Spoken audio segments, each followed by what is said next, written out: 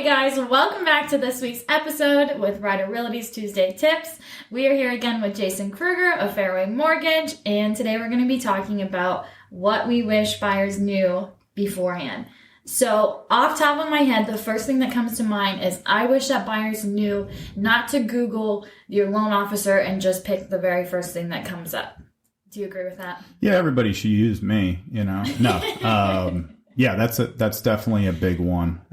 There's a lot of things that go into your offer, okay? And when that pre-approval goes over and it's from a respected loan officer or company, it gives you a advantage just from the agents, nothing more than just the agents having, being comfortable with that particular company or that loan officer. So that's huge. In this market, when it's as competitive as it is right now, any angle you can get, it matters. Absolutely. So. And as agents, we know which companies are easy to work with. We know which ones are a pain in the butt. I've had people come to me and say, I'm approved with this company we've never heard of. And then I've looked them up and they've been in some other state. And I know that what they were given for their pre-approval isn't super reliable. And it's definitely a huge thing to go to your agent, ask them who they suggest you use and who you get pre-approved with first. What are some other things off the top of your head? Probably one of the biggest things is when you're shopping for your mortgage, your interest rate only isn't the only determining factor of how good you did on getting your mortgage.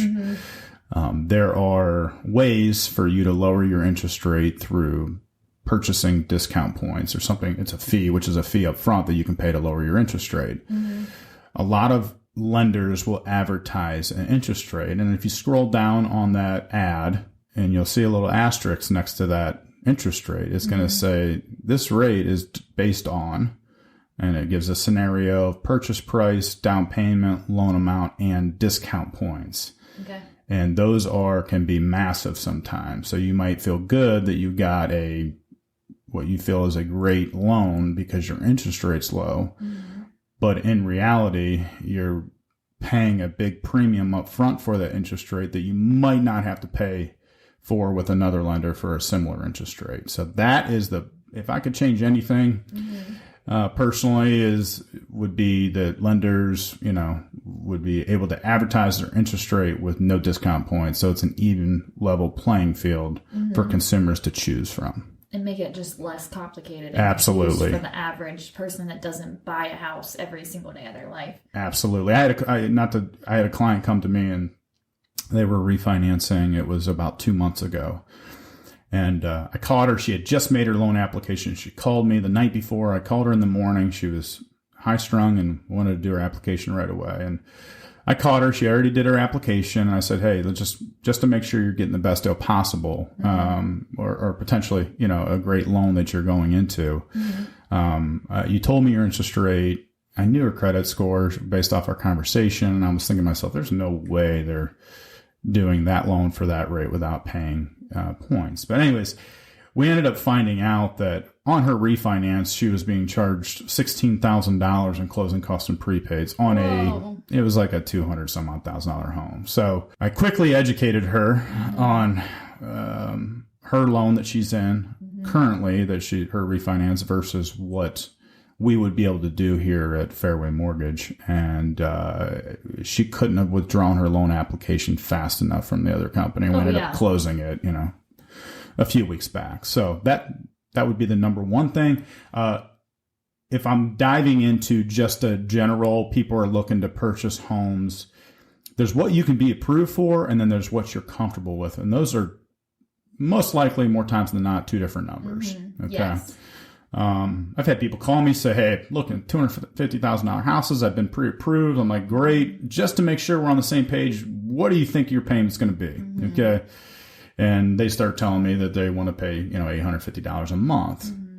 So real important that you correlate, hey, what you're pre-approved for, what's your comfort level, and look in those price points instead of wasting your time and your real estate agent's time. And on the flip side of that, also, I've had people think their budget's $100,000 for their payment, and then they realize interest rates are so low and their budget's really like $130,000, and then they just spent all this time looking at these houses that they think are crap, and then here they can afford a lot more than they expected. Well, a lot of people don't realize as well, too, when they're looking on a 30-year fixed, okay, if they go up $20,000 in house outside of any kind of variation from property taxes and homeowners insurance, you're going up every $10,000, or in this case, $20,000. It's going to equate to roughly $50 a month in principal interest. So they can have $20,000 more in house, and with rates as low as it's actually less than that right now. But you can have $20,000 more in house and pay an extra $100 a month,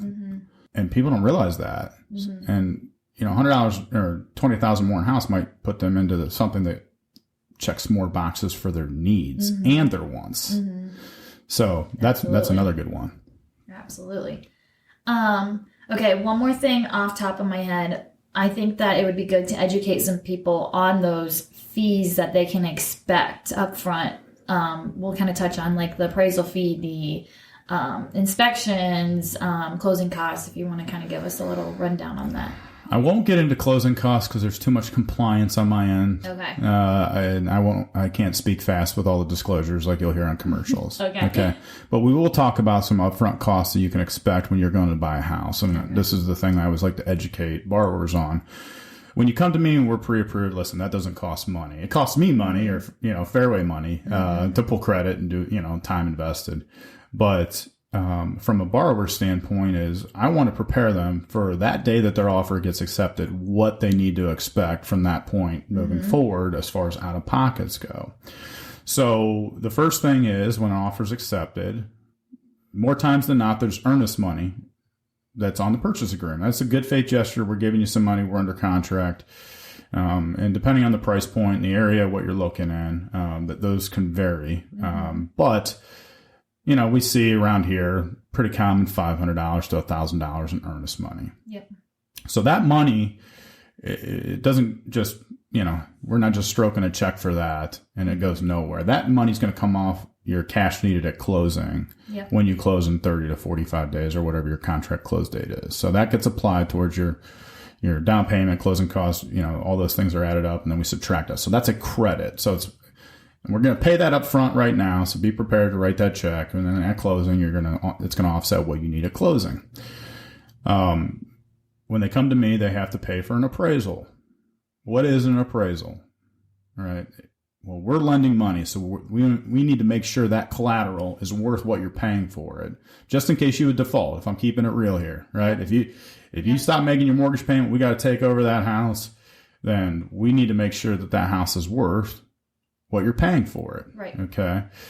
Appraisals, depending on the type of loans, we have to make sure it's in, good enough condition for us to lend on it. Okay. So your appraisal ranges depending on the lender you're going with. I'm going to tell you from the small end, top end, appraisal is probably going to run you as, I've seen $350 to, I've seen some companies pay, $600 on a single family home. As you get into like duplexes and stuff like that, those cost more. But the appraisal money, you definitely have to be aware of.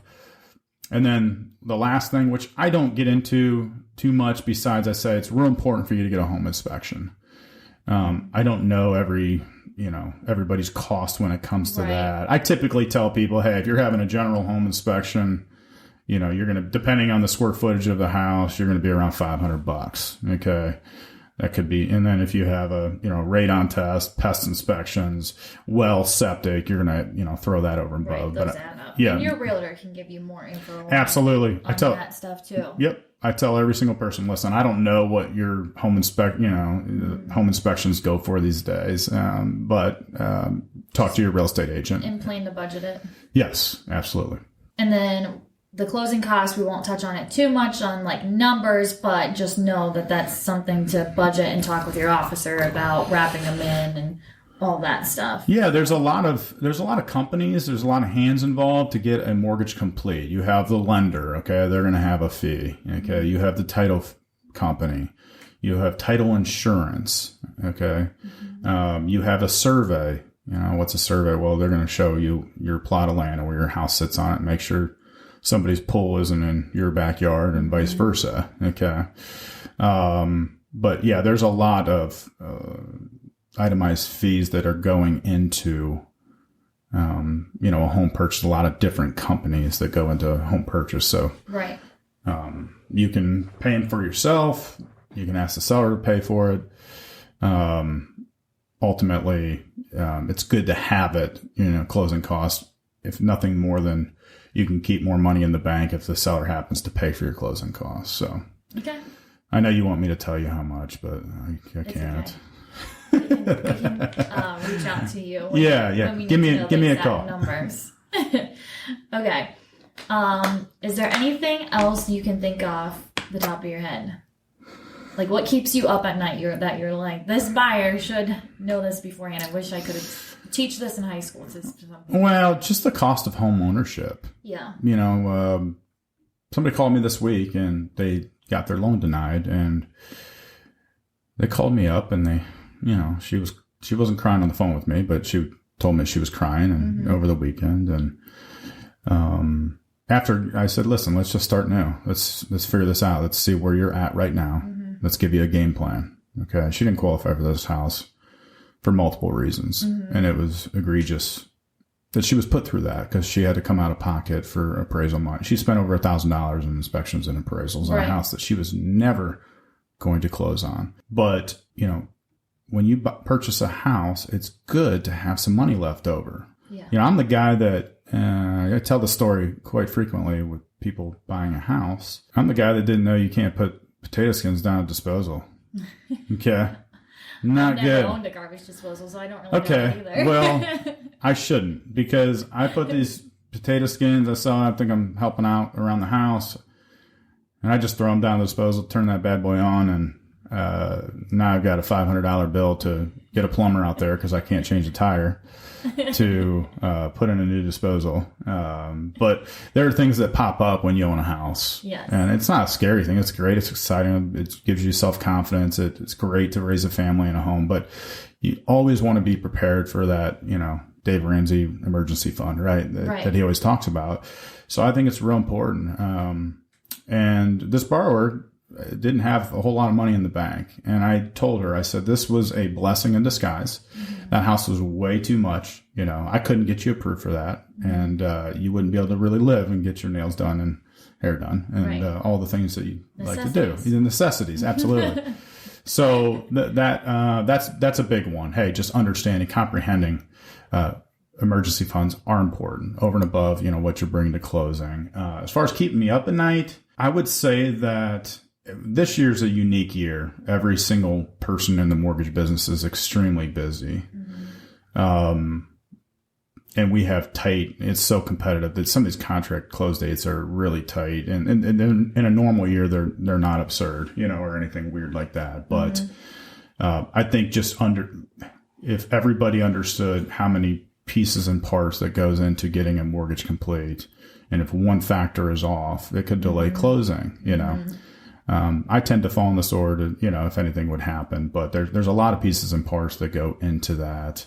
And in this year, houses are selling for a lot more. Some of these appraisals aren't coming in there, and some people take it personal, but when you sell your house for $25,000 more than it was listed for, you might have a chance that thing's gonna, but I really operate my business to control what I can control.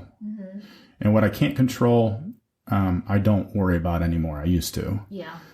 So it's take a learn from that. Yeah. You got to you control what you can control. So, I would think the only thing that I, would say is just, making sure that I do everything up front. And probably what's kept me up at night the entire time, now that I come really focusing on it, is I never want to pre-approve somebody and not be able to get them across the finish line because something I could have done up front. Yes. And actually that brings up a really good point of something I do want to talk about is when people are Googling these pre-approvals and fast pre-approvals and they're just clicking a couple boxes and you get a letter that says, oh, you're pre-qualified or blah, blah, blah for this amount. And they're not sending over their actual documents and taxes and stuff like that. They're thinking they're done and pre-approved and good to go, but they're kind of getting led on and given false hope. But you guys particularly like collect all that stuff up front. So touch on how that works up front when you are getting pre-approved. Yeah. I just had somebody call me yesterday and they were pre-approved, and they called me because the real estate agent didn't have the comfort with an out-of-state lender. Right. And we determined really quickly that this person was not actually going to be able to purchase a home. Okay. You have to know how to ask the right questions, understand guidelines. But what is a pre-approval? Let's go differences between pre-approval and pre-qualification, like you just spoke about. Yeah. A pre-qualification is you put in your information. We all take you at your word. Everything you put in there, your income, your assets, all that stuff. Pull credit. So credit might be good, but you're really overstating your income maybe, or maybe you're right on the money. But a pre-qual is nothing's verified. Right. Okay. Besides credit was pulled and deemed to be satisfactory. A pre-approval is we've actually collected the documentation, the tax returns, if needed, W-2s, pay stubs, bank statements. Okay. If you're receiving any kind of income, if you're getting child support or whatever it might be, we're going to document your income and make sure. Now, we have to make sure that we collect it, but just collecting is not good enough. We need to verify. And we've seen this year, it's been really unique with COVID.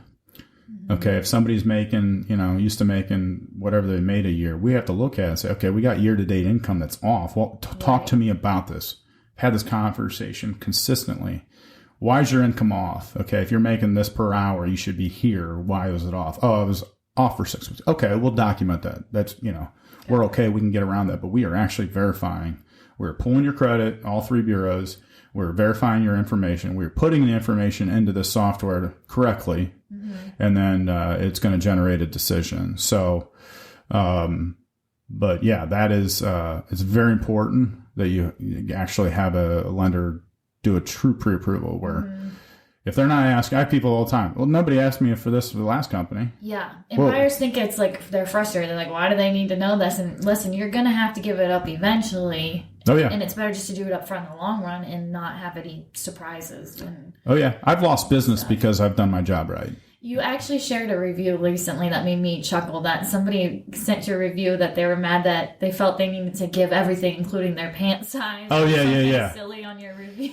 Oh, yeah. That was actually a post. It wasn't a client. I lost that person. It was an email. It wasn't even a review. Okay. But yeah, he was absolutely furious with me that I would even ask him for a pay stub. The other lender, quote unquote, saw that he had an 800 credit score and gave him a pre-approval right away. And you're asking me for everything. Yeah. Pant size. So I've lost business that way, but I assure you over time that I've gained more business than I've lost because of my, reputation in the area of doing my job up front. And for the record, he really doesn't ask for your pant size. No. Just don't ask for mine either. But yeah.